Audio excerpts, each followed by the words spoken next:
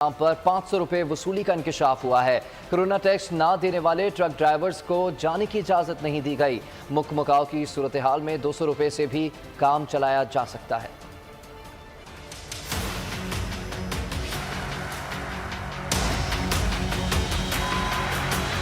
Corona test दो और नाका क्रॉस कर लो। सरगोदा पुलिस ने कमाई करने के लिए नया टैक्स मुतारिफ करवा दिया। सियाल मोटर पुलिस चौकी के करीब पुलिस शेर जवान का ट्रक ड्राइवरों से 500 रुपए कोरोना टेस्ट की वसूली का इंकशाफ। ड्यूटी पर मामूर पुलिस एहलकार कोरोना टेस्ट ना देने वाले ट्रक ड्राइवरों को जाने की इजाजत नहीं देते। शेर जवान पुलिस वाले मकमकाव की सूरत में 200 रुपए से भी काम चला लेते हैं। जो गाड़ी जा रही है आपसे, इस बंदे ने 400 रुपए लिए और दूसरे गाड़ी वाले से भी 400 रुपए लिए।